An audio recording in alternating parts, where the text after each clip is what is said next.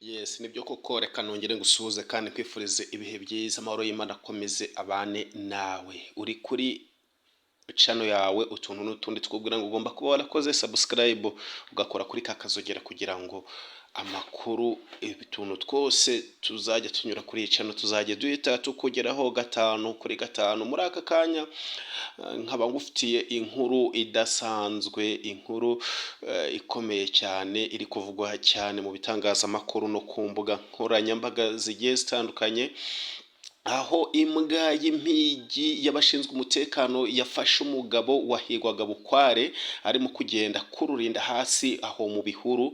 Ibyumweru bibiri bikaba byari bishize nyuma yuko atorotse gereza yo muri leta ya Pennsylvania, ni muri leta zunze ubumwe za Amerika nk'uko abategetsi baho ngaho maze kubitangaza. Uyu mugabo w'umwicanyi rurangiranwa akaba yitwa Danelo Cavalcante, akaba yarafite imyaka 34, akaba yafatiwe mu gace k'ishyamba nyuma yuko kajugujugu yamuhigaga ikoresheje ubuhanga. Yumvishe umwuka we nijoro, yumvishe impumuro ye nijoro, ubwo abapolisi n'abasirikare barenga 500 bari barimo bakora igikorwa cyo kumuhiga bukware kuva yacika gereza mu buryo budasanzwe. Hari ku itariki 31 z'ukwezi gushize kwa Kanama. Ubwo mu kwezi gushize nyine nibwo uyu Cavalcante w'imyaka 34 yakatiwe gufungwa burundu kubera ko yari yishe asogose n'icyuma umugore wari umukunzi we, ndetse akamusogota ari imbere y'abana be babiri bato. Hari muri Mata cyangwa se mu kwa kane muri 2021. Mu kiganiro rero n'itangazamakuru witwa Josh Shapiro, ni guverineri wa leta ya Pennsylvania, yakaba yatangaje ko uyu Cavalcante yacekiwe nta sasu na rimwe ry'imbunda rikoreshejwe ku wa gatatu saa 2 z'igitondo ku masaha y'aho ngaho. Yashimye akazi gatangaje cyane kabashinzwe iyubahirizwa ry'amategeko n'ubufasha bukomeye bw'abaturage mu gufata uriya mugabo w'umwicanyi ruharwa Cavalcante. Polisi rero yabwiye abanyamakuru ko itsinda rigari rigizwe n'abagenda ku mafarashi, imbwa n'indege n'abindi bitandukanye bari bakwiriye hose mu ishyamba ryo mu gace ka South Coventry Township mu ijoro ryose ryari ririmo imvura n'inkuba. Urumva ko bitari byoroshye cyane, ariko bageze hafi y'aho yari yihishe nyuma y'uko inzu imwe yari ivugije intabaza y'umujura, nibwo nyuma y'aho indege y'urwego rwa Amerika rukurikirana ibiyobyabwenge yahise ikurura cyangwa se ifata umwuka w'uwo mugabo hari mu masaa 7 z'ijoro aho yari yitsimbye muri iryo shyamba.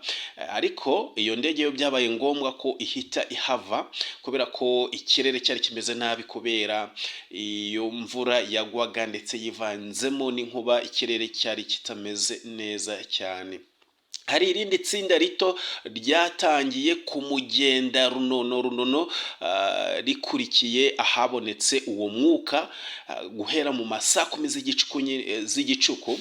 Amaherezo rimugeraho nyuma y'amasaha 4 yose. Uyu Lieutenant Colonel George Bivens wa polisi ya Pennsylvania yabwiye abanyamakuru ko babashije kwihuta cyane, ko bari bafite ikintu cyo gutungura, bagombaga kumufata ku buryo butunguranye ataramenya ibyo ari byo. Cavalcante ntiyigeze amenya ko yagoswe kugeza bamucakiye.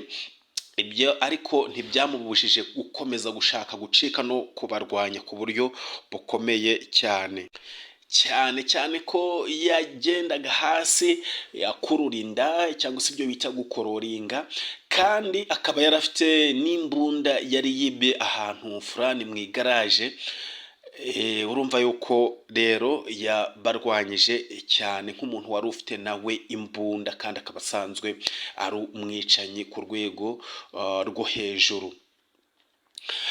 hanyuma itsinda ry'abarinda umupaka ryavuye i Texas ryari rifite imbwa imwe, buri tsinda nibura ryari rifite imbwa imwe ryari ryitwaje mu gihe yari arimo akororinga, rero ryari rimugeze hafi. Iyo mbwa ni imbwa y'imyaka 4, hari imbwa y'imyaka 4 yo mu bwoko bwa Belgian Malinois yitwa Yoda niyo yacakiye Cavalcante arimo agerageza gucika igihe yarimo akororinga mu ishyamba. Yaramwegereye rero imucakiye, imushinga imikaka, imusigira n'igikomere gitoya. Lieutenant Colonel Bivens yakomeje agira ati yakomeje kuruhanya ariko atabwa muri yombi ku ngufu, ahita asubizwa muri gereza ajyanwa kongera gufungwa. Uyu mugabo vuba akaba azongera rero kugezwa mu rukiko ashinjwe gucika gereza nk'uko byatangajwe n'umushinjacyaha wa hariya muri Philadelphia mu itangazo yashize ahagaragara. Ariko amashusho y'ibinyamakuru byaho yerekana Cavalcante yambitswe amapingu ajyanwa akinjizwa mu modoka y'umukara ya polisi. Mbere y'ibyo ariko iri tsinda rinini ry'abamuhize ryigaragaje rifata amafoto, amaserifi kuri uyu mugabo kubw'uwo muhigo wabo mbere yo kumwinjiza nyine muri iyo modoka. Kame mu byumvikane ko bagombaga kumwifotorezaho kugira ngo ibintu birushaho kugenda neza, banishimira icyo gikorwa cy'indashyikirwa bari bamaze gukora. Lieutenant Colonel Bivens yavuze ko rwose nta kibazo bimuteye kuba abo bamuhigaga bamufashe cyangwa se bamufatiyeho amafoto.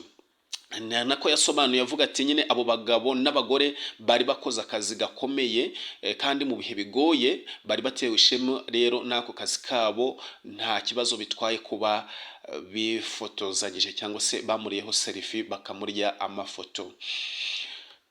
Ariko kandi abantu benshi cyangwa se ukaba wakwibaza uti ni gute yacitse gereza mu gihe hari hashize icyumweru cyose akatiwe igifungo cya burundu. Abategetsi rero bo muri kariya gace bavuze ko ifatwa ry'uyu mugabo rishoje impagarara z'ibyumweru 2 byari bishize abantu bibaza cyane. Bavuze kandi ko nyuma yo gutoroka kwe gereza yahise ihindura uburyo bwo kurinda umutekano wayo, harimo no guhindura kampani yarindaga iyo gereza. Byumvikane yuko uburinzi muri iyi gereza burajegajega cyane, bararangaye. Hari hashize icyumweru kimwe gusa akatiwe gufungwa burundu. Uyu Cavalcante yazamukiye hagati y'inkuta ebyiri, arengura urukuta ruba ruriho senyenge, atoroka gereza yitwa Chester County Prison. Ni gereza iri muri birometero 50 mu burengerazuba bw'umujyi wa Philadelphia.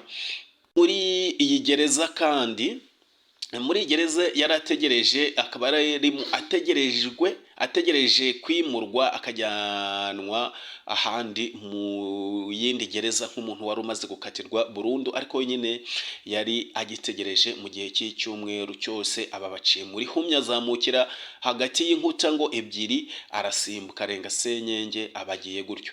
Ubu buryo yacitsemo bumaze gukoza isoni iyi gereza kuko atari ubwa mbere, ahubwo bwakoreshejwe n'undi mufungwa witwa Igor Borte hari muri Gicurasi cyangwa se mu kwa 5. Uyu we bwari ubwa kabiri acitse iyi gereza kuko no muri 2019 yari yabashije kuyitoroka. Imfungwa 9 zose nizo zibarurwa ko zimaze gucika iyi gereza muri uyu mwaka gusa, nk'uko ibinyamakuru byahariye nyine muri Philadelphia bigenda bibitangaza. Uyu mugabo Cavalcante rero ni umwicanyi udasanzwe kuko ni umwicanyi wahigwaga muri hariya mu gihugu cya Brazil ndetse no muri Amerika. Mu gihe yari yatorotse, polisi ivuga ko Cavalcante yagerageje kuvugana n'abantu be barimo mushikiwe. Uyu yanze kumufasha, ariko nawe nyuma aza gufungwa kubera kurenga ku mategeko y'abinjira n'abasohoka. Hanyuma ku wa kabiri baburiye ko uyu mwicanyi byahamye uwari watorotse gereza yinjiye ahantu mu igaraje rifunguye, maze akabavanamo cyangwa se akibamo imbunda, ndetse nyiri garaje akamurabukwa akamukurikiza amasasa, ariko bikanga akamucika. Abo mu muryango w'uwari umukunzi we yishe, wari umukunzi we tubibutse ko yitwa Danelo Cavalcante,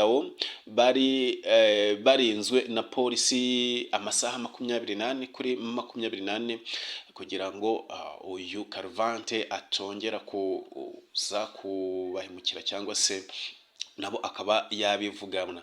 Danelo Cavalcante yavukiye kandi akurira muri Brazil, aho ashinjwa ko muri mwaka w'ibihumbi 2017 yishe undi muntu w'umugabo, naho muri Amerika muri 2021 akica uwari umukunzi we amusogose, amukase ijosi n'icyuma imbere y'abana be. Inkuru yo gucika no gufatwa kwe yarakurikiranwe cyane rwose cyane, kandi yishimiwe ku mbuga nkoranyambaga muri Brazil. Kuba yafashwe byarishimiwe cyane. Uyu mugabo rero nta byinshi bizwi ku buzima bwe mbere yuko agera muri Amerika, nubwo bamwe mu bategetsi bavuga ko yari umwe mu bagize itsinda gang ry'ubugizi bwa nabi bwo ku mihanda. Polisi rero muri Brazil ivuga ko muri 2017 uyu mwicanyi Cavalcante yarashe umugabo akamwica ni mu majyaruguru ya Brazil.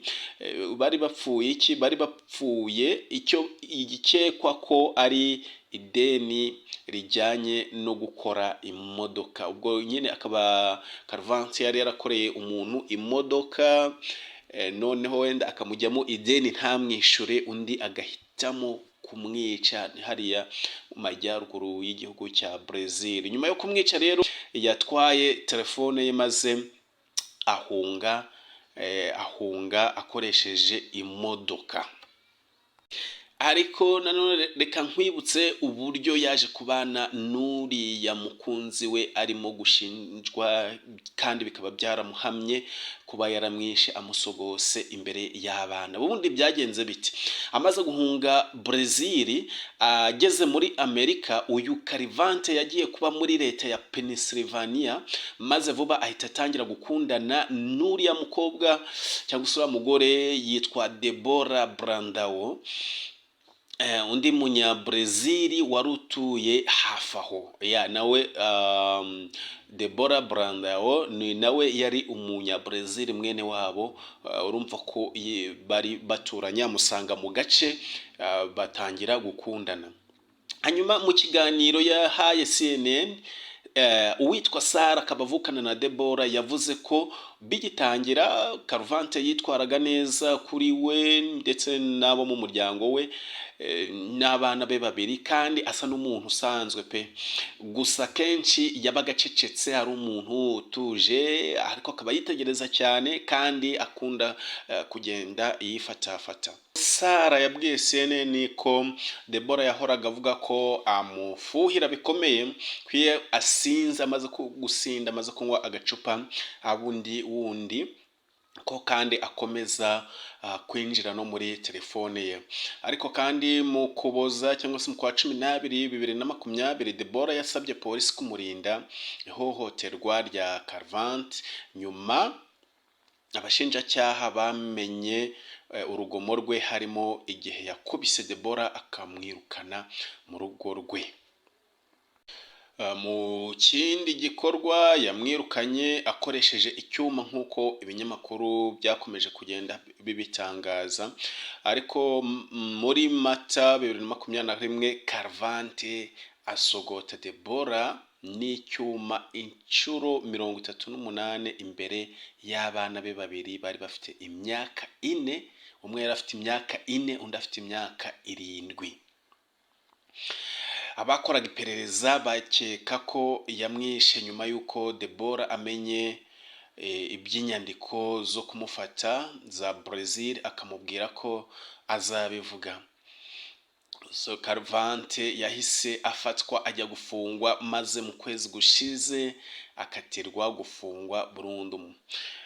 Hanyuma mu kiganiro n'urubuga rw'amakuru rwitwa G1 rwo muri Brazil, umuvandimwe wa Deborah yavuze ko kongera gufatwa kwa Cavalcante bibahaye kwiruhutsa gukomeye. Silvia Brandao ati twari dufite ubwoba ko azagaruka kwihorera ku muryango wanjye. Twari dufite ubwoba bwinshi kuko tuzi icyo ashoboye gukora. Ngayo rero nguko ayo niyo makuru twari dufite. Imana ikomeze ibarinde kandi ibahunze abica.